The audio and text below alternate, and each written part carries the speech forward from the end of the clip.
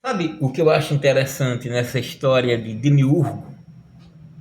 É que os textos de Platão que falam sobre o Demiurgo bom, eles não foram perseguidos pela igreja e estão aí até os dias de hoje. Enquanto o Demiurgo dos gnósticos, dos cátaros, dos albigenses, dos gnósticos, como eu falei, foram perseguidos pela igreja católica. Levaram seus possíveis copistas e autores para a fogueira e seus escritos foram destruídos, até que foram encontrados recentemente e conhecidos como os manuscritos do Mar Morto, e foram acoplados ao mosteiro de São Pacômio como a biblioteca de Nag Hammadi. O que é que esses textos falam sobre o Demiurgo que inquietou a igreja?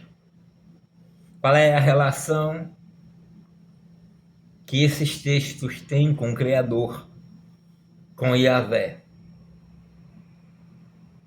Então, nós vamos falar sobre isso nesse vídeo. O Demiurgo.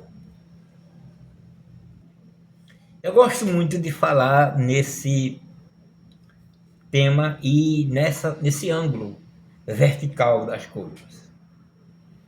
Eu sei que o ângulo vertical dentro dessa plataforma, YouTube, ele é indicado para os shorts. E que o YouTube não é muito de recomendar os vídeos em temas verticais para as pessoas. Mas eu acredito que a nossa conversa ela precisa ser vertical, porque eu não estou vendendo nenhum produto. Lógico que as pessoas que nos procuram para tarô, baralho cigano, numerologia,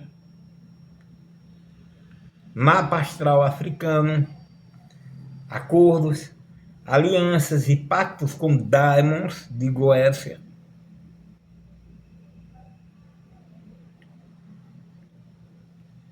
a gente fala, é claro, o nosso número, nosso celular, 81993933813.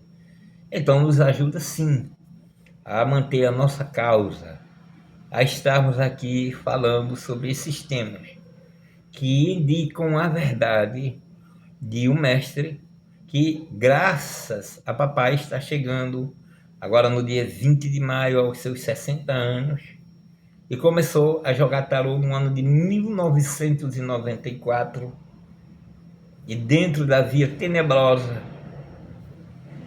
do primeiro pacto com Beuzebu, no dia 15 de junho de 2018, nós temos aí 7 anos para agora, em junho, de via tenebrosa. Então, assim, eu mesmo já me dou parabéns por isso.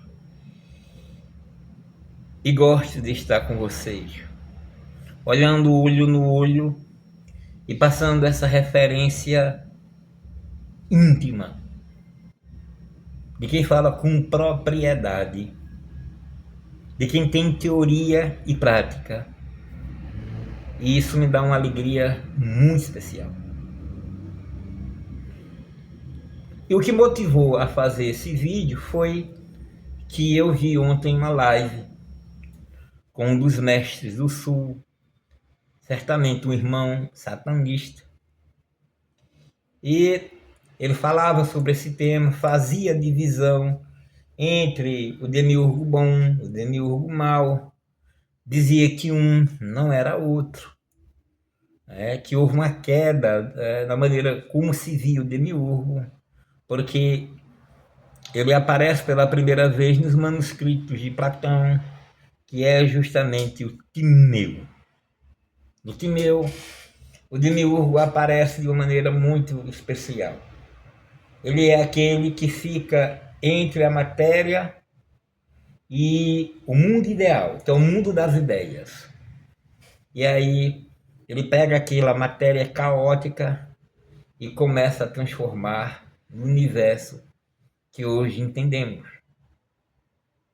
Esse é o demiurgo. Ele é visto assim pela maçonaria. Ele é aquele que pega o caos e leva para alguma coisa perfeita. Ele é Gadu, ele é o grande arquiteto do universo. Isso aí é justamente o demiurgo nos textos de Platão. Textos que em nenhum momento a igreja perseguiu quando nós falamos no início. Mas sim, houveram textos que foram perseguidos. Quando a igreja escolheu seus 4 evangelhos sinópticos e as cartas de Paulo, então começaram a perseguir todas as outras religiosidades. E os gnósticos foram destruídos, os cátaros, os albigenses. Isso é história.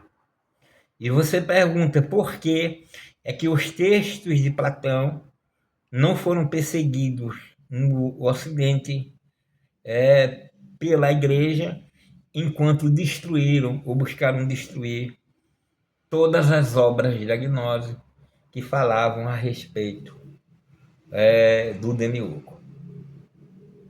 Primeiro, o que foi encontrado no deserto foi exatamente 57 livros, tanto do Velho e do Novo Testamento, dos quais 47 são completamente inéditos.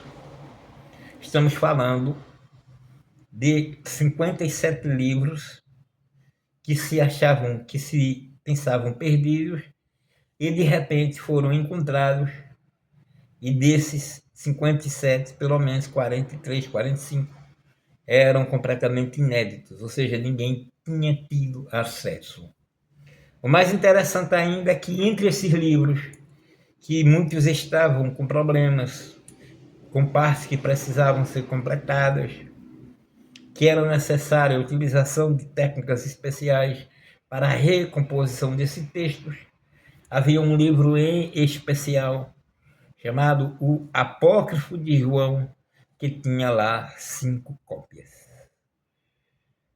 Então, os evangelhos de Tiago, os diversos apocalipses, o evangelho de Maria, mãe de Jesus, o evangelho de Maria Madalena, o evangelho de Judas, os apócrifos,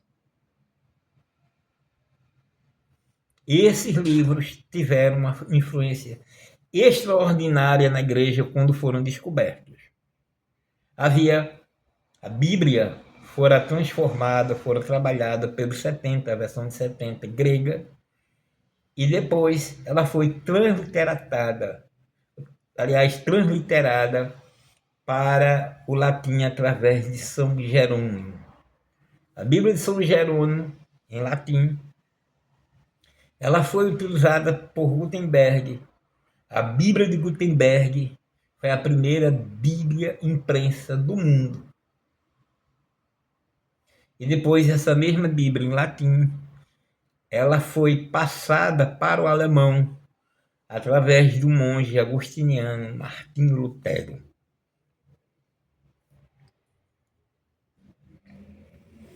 E sim, se livros são assim perseguidos, eles vão nos deixar sempre perguntar o porquê. Além de perseguidos, esses livros eles não foram citados por nenhuma religião que derivada foi do cristianismo do imperador. Ou seja, o imperador Constantino, ele oficializou o cristianismo, e ele perseguiu, e por conta disso esses textos foram escondidos. E nenhuma outra religião, mesmo a de espíritos iluminados, como é o caso do espiritismo de Allan Kardec, ou mesmo da obra de J.H. Rostand, que escreveu os 4 evangelhos, e nenhum dessas obras, particularmente da codificação espírita de Allan Kardec, da codificação é adventista do sétimo dia, que é chamado conflito dos séculos. Ellen G. White, que nós teríamos o que? Os 5 livros que eu tive acesso. Eu tive acesso à codificação de Allan Kardec, né, que é justamente a Gênesis, o Evangelho segundo o Espiritismo, Livro dos Médios, o Céu e o Inferno, e outro que eu não me lembro agora, mas também li obras póstumas que não fazem parte da codificação. Tive acesso à obra de Ellen G. Armand White, que é exatamente Patriarcas e Profetas, Profetas e Reis, Atos dos Apóstolos, antes o Desejado de Todas as Nações e o Grande Conflito. Tive acesso à Doutrina Secreta, os 6 volumes, de Helena Petrovna Blavatsky, e em nenhum momento um grande mestre iluminado falou para Helena Petrovna Blavatsky desses textos escondidos do cristianismo, tanto do cristianismo no Velho Testamento como do judaísmo, que essas obras que foram encontradas pertencem exatamente a isto aí. Nenhum livro espírita, nenhum grande espírito falou dessas obras, as que estavam escondidas. Eu estou falando do Quinto Evangelho de Tomé. Eu falo do livro Apócrifo de João, que foi justamente o que foi 5 vezes copiado. Então, se nenhum desses livros, se nenhuma dessas grandes religiões, grandes mestres, como é o caso da teosofia, grandes espíritos, como é o caso da codificação espírita, um grande anjo que deu a revelação para Ellen G. White. Não se falaram esses espíritos, esses grandes mestres, não falaram nada desses textos. Tem alguma coisa errada que não está certa. Eles não falaram porque eles não tinham conhecimento algum desses textos. Eu falo dos grandes espíritos de Allan Kardec, eu falo dos grandes mestres de Helena Petrovna Blavatsky e toda a sua teosofia. Eu falo do anjo Gabriel, que deu as visões a Ellen White. Nada eles sabiam disso. Então isso é uma coisa muito séria. A coisa realmente estava muito escondida. E existe sim uma razão de serem perseguidos e desses escritos terem sido queimados. O mestre que deu a aula sobre o Demiurgo, ele é um mestre do Sul, irmão luciferiano, creio, do Sul, mas que é um indivíduo que durante uma palestra o camarada fuma 20 cigarros. Enquanto está na live, ele está fumando. E aí ele está dizendo, falando que é preciso ter um grande conhecimento sobre a matéria, porque sem conhecimento você não se aprofunda dentro de você mesmo e você não se liberta. Ele acredita que o fato da gente entender que Jeová não é o demiurgo e que o demiurgo Yadalbaoth não é o demiurgo do Tineu de Platão, isso nos liberta. Eu achei extremamente simplista da parte desse mestre, e o que denuncia que ele tem tanto conhecimento e não se libertou é porque o cigarro é o bico do seio da mãe. O fumante é uma criança, independente dos diplomas que ele tenha.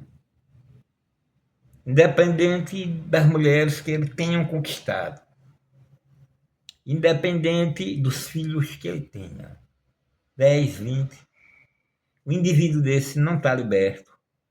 O indivíduo desse não pode falar porque conhecendo, né, o conhecimento intelectual, saber a diferença entre o demiurgo de Platão e de Valentim, porque foi através de Valentim, das escolas de Valentim e outras, que o demiurgo de Platão, que antes era um grande organizador, um grande artesão, a palavra é essa, se tornou em Adalbaote o ignorante. E depois entrou em choque tudo o que os essênios falavam com a cultura judaica. E aí, a partir daí, a cultura romana perseguiu os essênios e destruiu seus escritos, mas não destruiu. Roma não destruiu as cartas de Paulo e não destruiu os evangelhos sinópticos.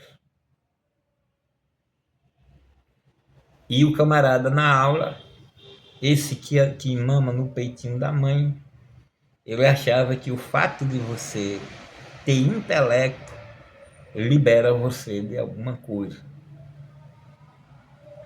Se nós sabemos que o demiurgo de Timeu é um grande artesão, ele não é bom nem mal, ele pega aquela matéria e ele vai criando o universo. Se nós sabemos que a posteriori, Valentim, a escola de Valentim, a escola gnóstica, ela se contrapôs à escola judaica. E ela trouxe um novo ponto de vista sobre esse demiurgo que havia aparecido lá no Timeu, agora vendo como um deus maligno, e que sim, isso incomodou os judaicos e não interessou aos poderes romanos, e que por isso tentaram destruir os seus escritos. Mas saber a história, conhecer verdadeiramente a história, traz a liberação para o indivíduo. Quer dizer que o indivíduo que conhece tudo da história, que é mestre em história, ele está livre da Matrix? Ele encontrou a autoiluminação? Ele é autorrealizado? Porque são esses indivíduos que enchem as igrejas pentecostais. Caras, homens, mulheres, com 10, 20 diplomas na parede. E esses indivíduos, historiadores, filósofos, são lá, socados, dentro da Assembleia de Deus. Ou pior, estão embutidos no movimento pró-Jair Bolsonaro. Participaram da prostituição da tribuna evangélica. E não se pode dizer que esses camaradas não tenham algum conhecimento, e principalmente conhecimento disto. Me incomodou a aula do sujeito que dizia isso: precisamos conhecer o que está errado e já superamos. Só o fato de conhecer já nos supera. Já o fato de conhecer quem é, que é Dalbaote, não é o mesmo Deus o mesmo Deus de Jeová, já nos supera, já nos ilumina. Isso enquanto acendia um cigarro atrás do outro.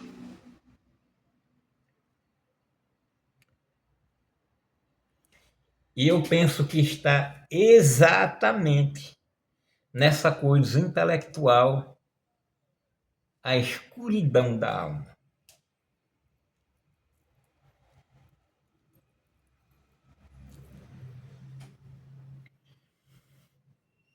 Na questão de não haver coração envolvido, mas somente a cabeça, que faz com que o ser ele esteja completamente preso à matéria e aos vícios do tabaco, da bebida e outros, e que ele será superado intelectualmente daqui a alguns anos pela IA, e um robô será mais iluminado espiritualmente do que ele, já que ele não vai conseguir ter o QI de um robô, de uma inteligência artificial. Filhos de Caim, nós precisamos rever isso. Nós precisamos entender que se uma coisa ela foi perseguida, ela foi destruída, alguma verdade tem, e uma verdade de extremo peso, que se não fosse assim, a Igreja de Roma não teria descido até o eremitério de São Pacômio com seus especialistas e pegar a Bíblia, a Vulgata, que era a tradução de São Jerônimo, e agora fazer as correções necessárias de acordo com aqueles textos e fazer uma Bíblia tão extraordinária, espetacular, que é a Bíblia de Jerusalém. A igreja se corrigindo a rota, porque os textos de São Pacômio, a biblioteca de Nagli, Hammadi, exigia esse novo parecer. Pior, é justamente ali nos evangelhos de Maria Madalena, de Maria, mãe de Jesus, que nós vamos saber que Jesus não tinha apenas 12, mas 18 apóstolos, e que eram 12 homens, o restante eram mulheres, e mulheres muito importantes. É interessante se ver no Evangelho de Marcos que Maria, sua mãe, e Salomé, a Bíblia fala de uma Salomé que não aparece em nenhum outro texto, foram ver Jesus e acharam o túmulo aberto. E ali no Sofia, nos evangelhos de Maria Madalena, nos evangelhos apócrifos de Tiago e nos evangelhos de João, a gente vai encontrar claramente a menção dessas mulheres espetaculares que fizeram parte da rota de Jesus de Nazaré. Pior, nós vamos saber que a crucifixão de Cristo não aconteceu daquela forma como Roma trouxe até nós. Como Mel Gibson, em A Paixão de Cristo, como Franco Zeffirelli, em Jesus de Nazaré. Nós iremos entender que aqueles livros espetaculares, A Vida de Jesus e O Desejado das Nações, de Ellen G. White, precisam ser revistos. E que tudo que disseram, e que todo esse drama, e que tudo que fizeram, precisam ser revistos, porque foi tudo invenção de Roma.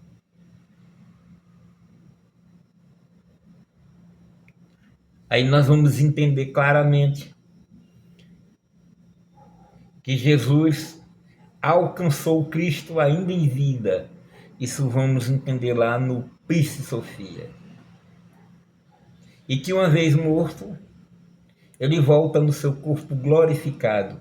Paulo fala sobre isso quando diz que dormimos, morremos em corpo corruptível e ressuscitamos em corpo incorruptível. E ali o encontro de Paulo, enquanto perseguia a escola de Damasco, nas portas de Damasco, os cristãos, e aí fica cego e cai do cavalo, e nós temos um encontro com ele. Paulo fala com Jesus, e Jesus diz que Paulo está perseguindo a ele.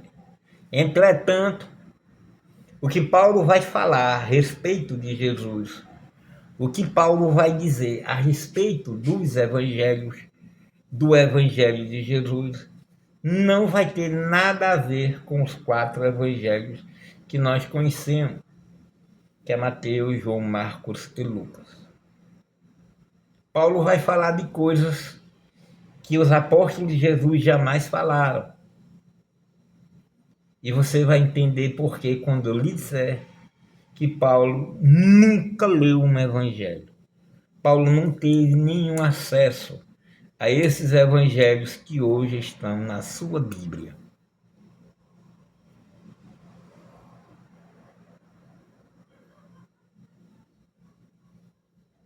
E você não sabia disso. Porque no concílio, para aceitar a Bíblia, para fazer a Bíblia como ela chegou até sua mão, nós teríamos alguns problemas muito sérios.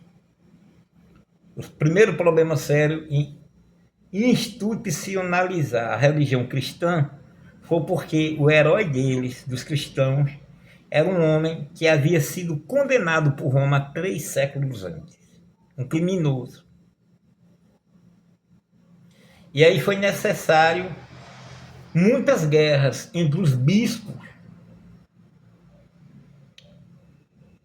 do cristianismo para a Bíblia chegar até você e chegarem a uma conclusão de que, não, Jesus, aquele homem crucificado, agora é um santo. Mais do que isso, ele é divino, ele é filho de Deus. E aí é Deus Pai, Deus Filho, Deus Espírito Santo. Que você é evangélico, que você é ovelhinha, que usa uma viseira de acordo com o seu pastor, pensa que está lá, que aquilo lá estava desde sempre na sua Bíblia, e não estava. A Santíssima Trindade, com Deus Pai, Deus Filho e Deus Espírito Santo, foi criada através dos concílios de Nicéia, do concílio de Trento e de outros concílios.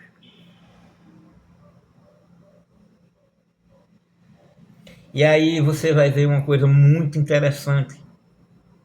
Paulo prega uma salvação que Pedro, que Mateus, que Lucas, que Marcos, que os evangelistas não pregam.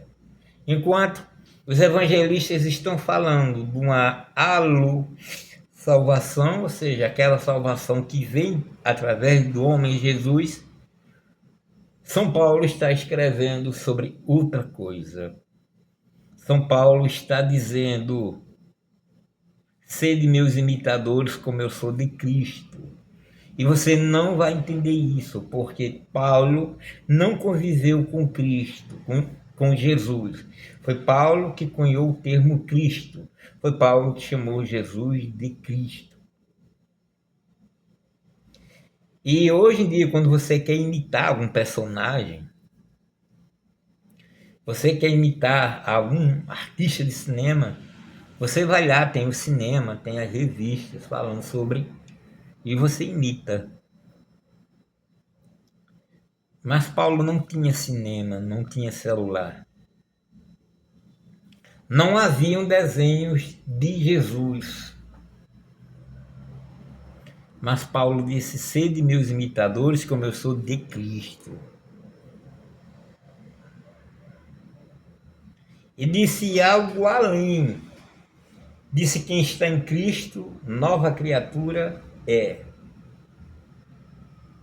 E por fim, concluiu: já não sou eu quem vivo, mas o Cristo vive em mim.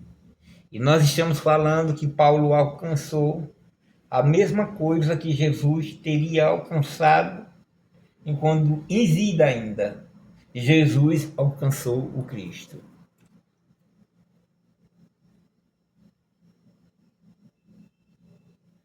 E o Cristo não tem nada a ver com Jeová.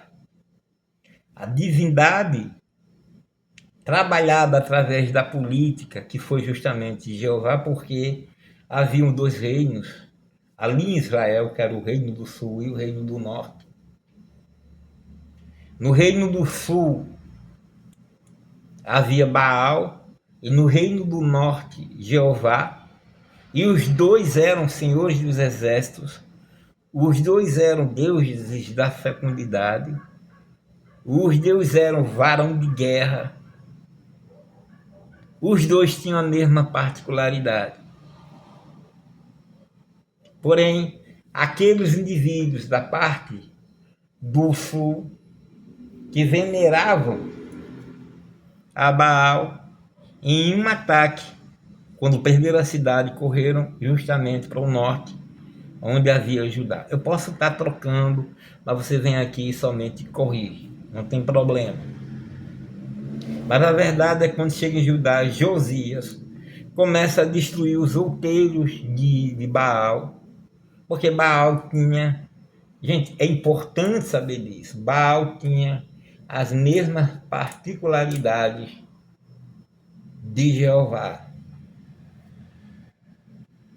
É mais importante ainda você saber que tanto Baal como Javé, o Jeová, tiveram seu ramo, suas origens em uma divindade chamada El. Por essa razão, todos os nomes de Deus que haverá nos anjos, na Cabalá, os 72 nomes de anjos, terá o El, terá Carritel, terá Miguel, Gabriel, Rafael, Azazel e tudo com El. Porque El é a origem tanto de Baal ou Baal, como também de Yahvé. Isso é tão conhecido pela cultura pop que nós teremos um super-herói na Marvel, na DC, aliás, que terá o nome de Kal-El, que é justamente nada mais, nada menos do que o Superman.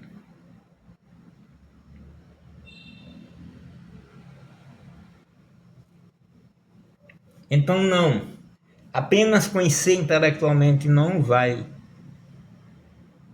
lhe libertar.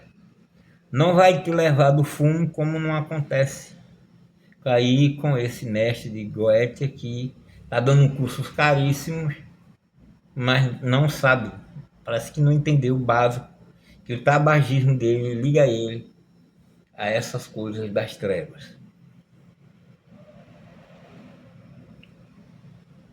Que o indivíduo fumante vai estar o tempo todo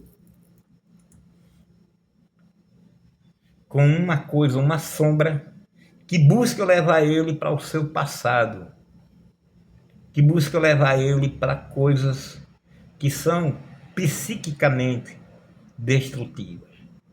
Porque o tabagismo é uma porta, como o alcoolismo é uma porta, como a sexolatria é outra porta.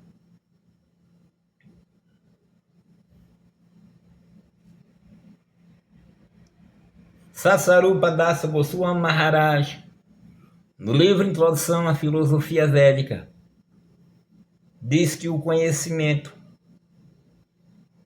que é escrito é o conhecimento dado para homens imperfeitos, homens burros.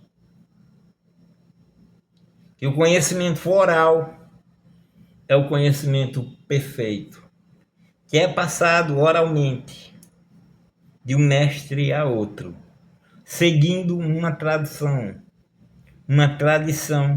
como é o caso no movimento Vaishnava Hare Krishna, em que Gaura Kishora Babaji passou para Srila Prabhupada Maharaj o conhecimento e deu-lhe a missão de, como sannyasi, ele sair da Índia e vir no navio clandestino para morar nos Estados Unidos da América, onde ele escreveu o seu Lilamrita, que são 6 livros que contam a sua história, e traduziu Bhagavad Gita como ele é, e deu 12 voltas ao mundo a partir daí.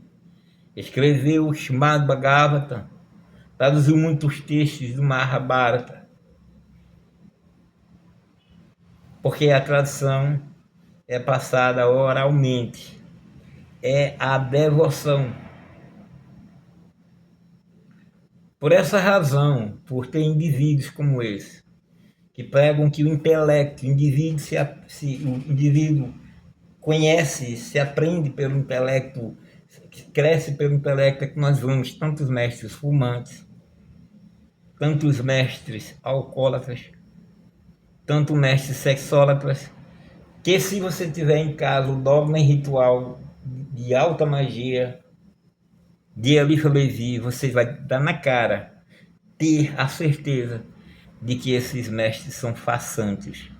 Eles não são magistas, porque o Daimon, ele simplesmente não obedece ao indivíduo que não tem nenhum domínio sobre si. É necessário, diz o dogma ritual de alta magia, que o indivíduo tenha conquistado a si mesmo para ser respeitado por um Daimon de Goécia, para ser respeitado por aquele a quem ele vai conjurar. Inclusive, no livro Dogma Ritual de Alta Magia, há uma conjuração que Elifa Levi faz, que é nada mais, nada menos de que uma divindade. Um ser que foi conhecido como divino.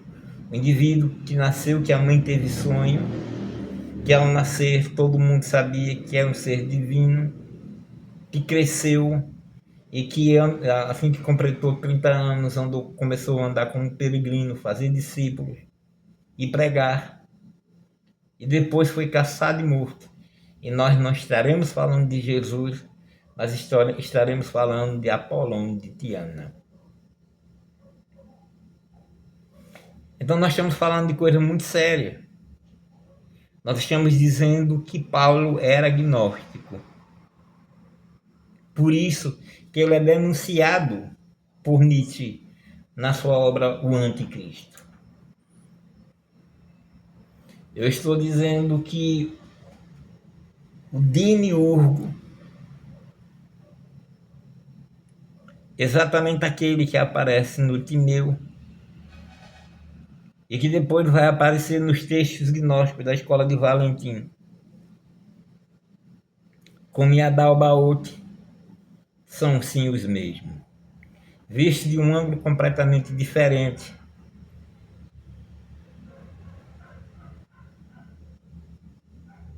E depois nós vamos chegar ao Marconte, que iria ganhar a fama de ser, sem selo, onipresente, onipotente e oniconsciente, que é nada mais, nada menos de que Ial. Para mim é muito interessante ver um indivíduo falando, explicando, citando e falando de cabalais e mais cabalais, quando a gente vê que ele está aprisionado num vício.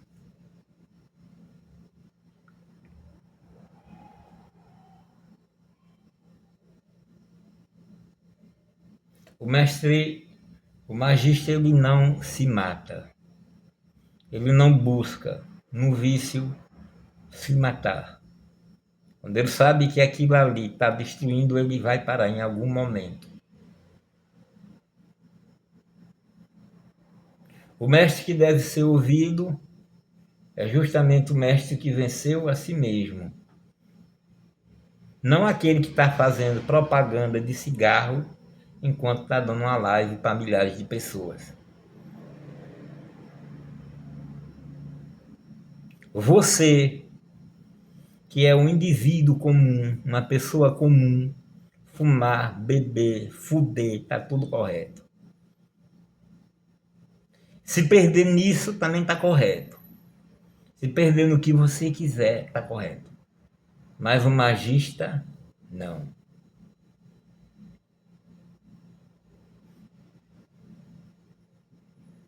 Então, o que pode levar você à iluminação espiritual? A autorrealização é você ver as coisas como elas realmente são. E isso não vai depender de diploma de história nem nada. A iluminação não é cerebral.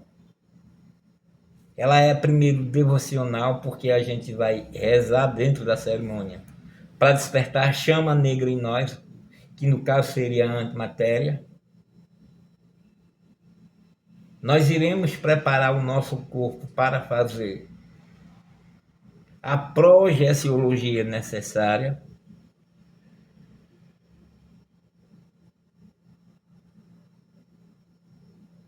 Nós iremos nos aprofundar.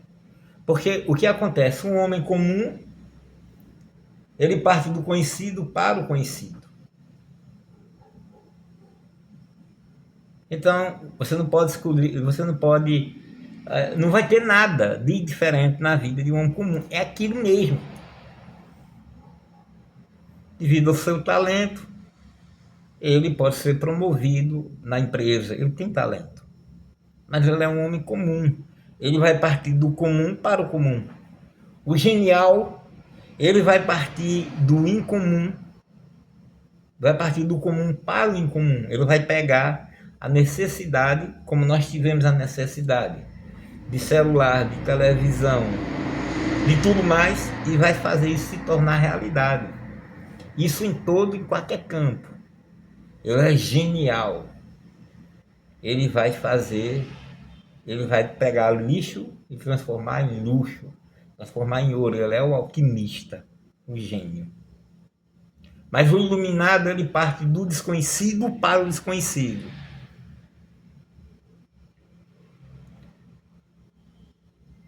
Você vai saber que você encontrou o mestre iluminado quando ele vem com uma coisa que você nem sequer imaginava sobre aqueles temas corriqueiros e já tão vistos, bem vistos na internet. Porque o iluminado, ele trabalha com o desconhecido. O homem comum, ele tem ligação com os bichos. O homem é um animal racional, racional às vezes, animal sempre. Esse é o homem comum. O homem de gênio é o ultra-homem, é o além-homem, que Nietzsche queria. Mas aí ele vai fazer tudo aquilo lá com todos os vícios que irão destruí-lo depois.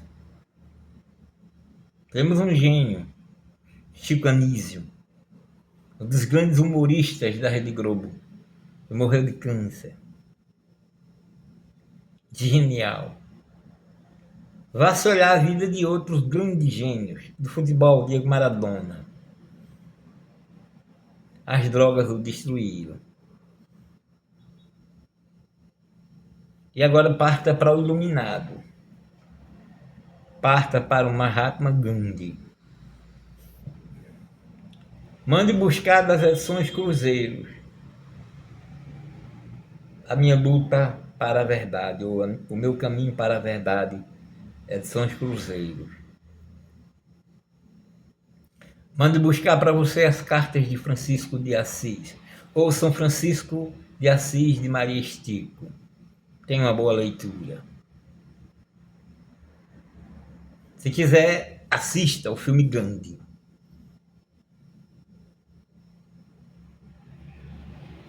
Se permita ver o iluminado trabalhando.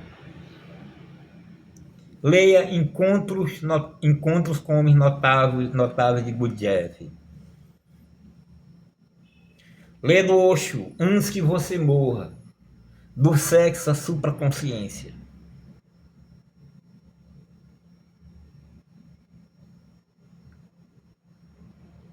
Se permita conviver com indivíduos que são extremamente iluminados.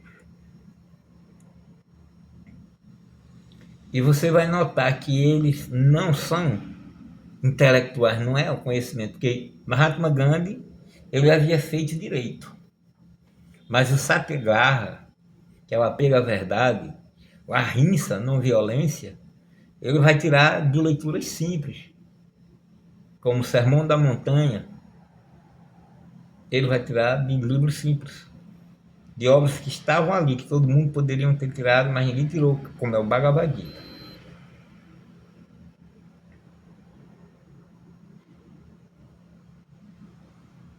Então, sim, na obra dos essênios, nós temos um encontro com iluminados,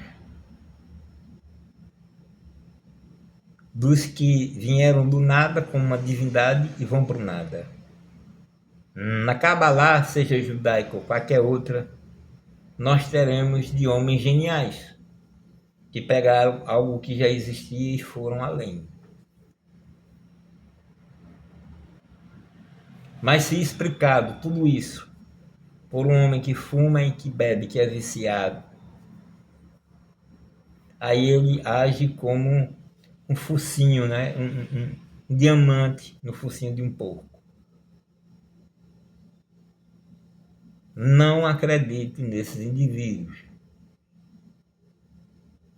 Procure um mestre iluminado que lhe faça despertar o seu coração. Escute as músicas. Geralmente um mestre traz músicas. Um mestre que não traz músicas, desconfie dele. Srila Prabhupada trouxe os mantras de Krishna. Cante a canção do iluminado.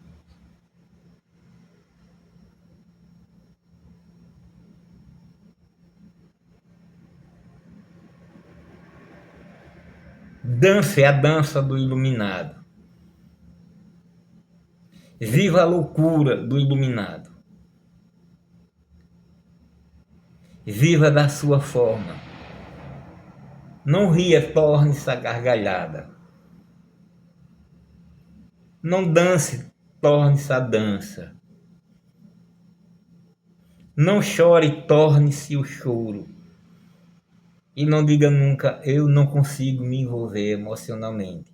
Porque aí você terá se destruído. Uma máquina, um IA, vai superar você, porque o seu QI não é superior a de nenhuma IA. Não é. A IA pinta, compõe canção, faz tudo. O que você tem diferente de um robô é o seu coração. Então aí nós teremos sim um Criador do Universo e nós teremos o que esconderam lá, que é nada mais, nada menos de que Yadalbaú. E nós iremos conhecer tudo que ele criou, Yadalbaú. Até conhecer os Elohims, criação dele, os arcontes que criam. E iremos conhecer Sabaô, aquele que é rodeado de anjos, Sabaote o bom.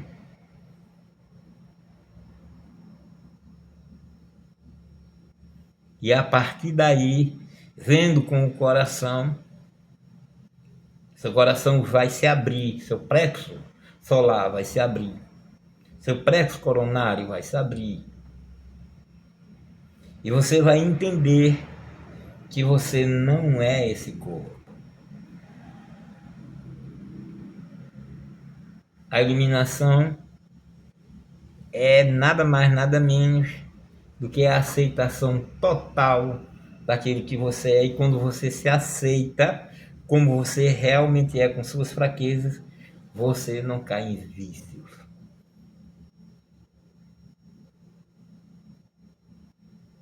Você precisa entender seu Odu, isso. O jogo de búzios com alguém responsável vai lhe dizer qual é o seu Odu, qual o caminho seu. Faça, se possível, o mapa africano. Você vai saber muito mais do que qualquer numerologia cabalística ou não irá dizer para você. Estude. Tenha um pontífice, um sacerdote. Sim, tenha. Para lhe ajudar a dar os primeiros passos. Depois do passo, você está como um bebê. Você precisa ser pego pela mão.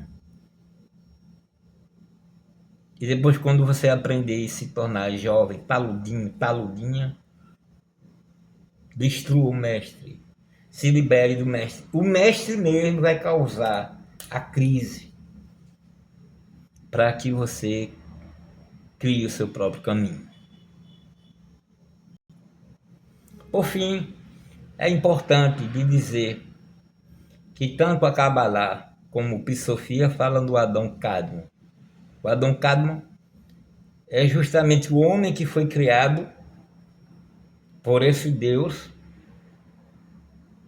por essa divindade. Esse é o homem incognoscível. É o retrato do inefável. O Adão Cadmo é a figura, a ideia perfeita que Adalbaoth, que os Elohims, que os criadores, que Brahma resolveu eles mesmos talhar com sua própria mão.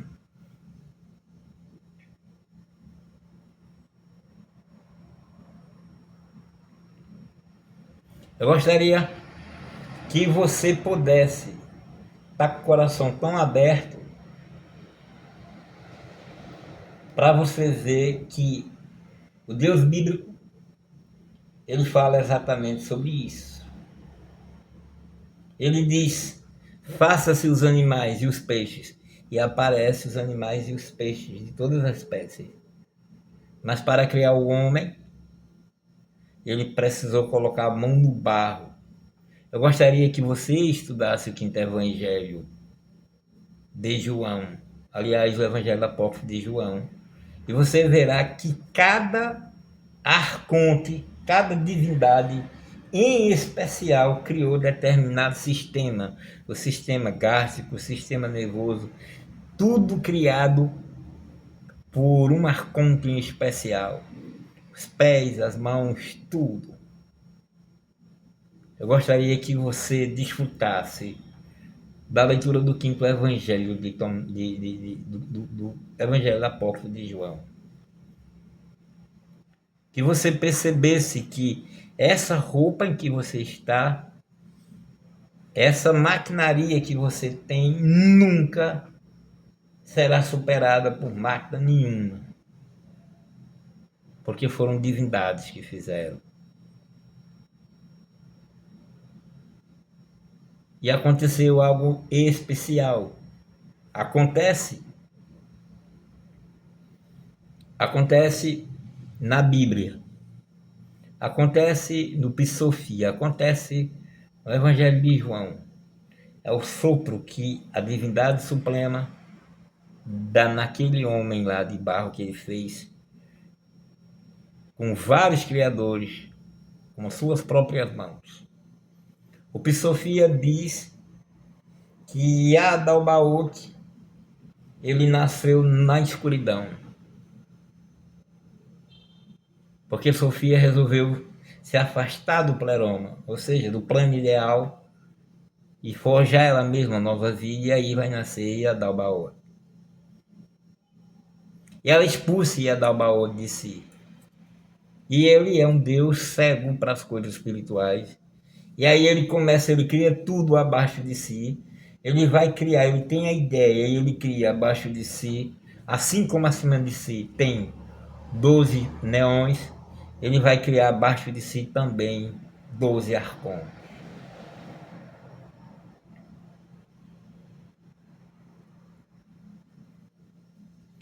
E aí um dia ele vai dizer que ele é, eu sou Deus, porque ele olha e vê que tudo foi criado. Nós sabemos em Valentino, nos gnósticos, que isto é uma crítica ao Deus Jeová. Mas se você vai ler a Bíblia, de Gênesis a Malaquias, você vai ver como esse Deus Jeová é maluco. E aquele menino que está na mídia, o Miguel, e aquela menina, ali são imagem e semelhança dele. Aqueles meninos são tão loucos. E eu acredito que eles são profetas de Deus. Porque eles são tão malucos quanto. A crítica de Valentino, da escola Valentino, dos gnósticos. Inclusive, eles tinham uma forma de auto-eliminação na própria vida. Por isso foram tão perseguidos por Roma. Eles não precisavam de um pontífice. Eles precisavam de mestres. Entenda isso. De mestres para levar você até lá. E quando você passasse até lá, então você poderia estar sem precisar de mais mestre nenhum. Que é o que nós queremos na via tenebrosa. E vocês estão sendo convidados para participar dessa coisa séria, que é a causa de Lúcifer. E eu os convido. Meu número é 81993933813. Lógico que você precisa chegar com a proposta. o que você quer, aliança, acordo, pacto. Lógico que você precisa ter alguma sede, mas acima de tudo, é bom que você olhe nos olhos e entenda que existem pessoas que realmente sabem, que realmente têm propriedade, que não se perdem em podcasts de ninguém e que não se perdem em aulinha de viciado.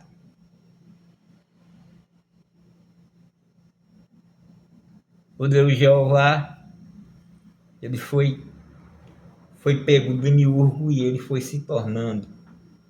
Porque o demiurgo não é o Deus inefável. Na verdade, não é o inefável acima do demiurgo, acima de Jeová, acima de tudo. Ele simplesmente, e eu vi esse mestre dizendo, que o inefável cria, e o inefável não cria nada. Eu vi quando alguém fez a pergunta, algum jovem fez uma pergunta lá, e ele olhou e deu aquela resposta dizendo que, porque o inefável é o Criador, e o inefável não cria nada. Faltou ele com a aula de São Tomás de Aquino na Súmula Teológica. Que é Deus? É a primeira pergunta da Súmula Teológica do Santo Falado, São Tomás de Aquino. E ele diz: Deus é o motor não móvel que move todas as coisas. Ele não cria nada. Ele é o motor não móvel. O Criador é outra coisa. O Criador é o artesão do universo.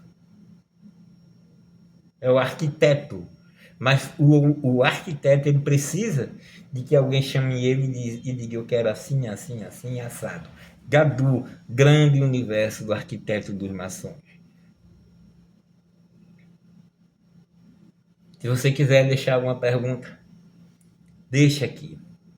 Se você quiser ajudar o canal, faça algum comentário. Algum pequeno comentário. Gostei, mestre, não gostei. Alguma pequena crítica. Para que o YouTube possa entender que esse vídeo intimista, olhando nos seus olhos, é verdadeiro, é relevante. Mas faça isso se você gostou do conteúdo. Então,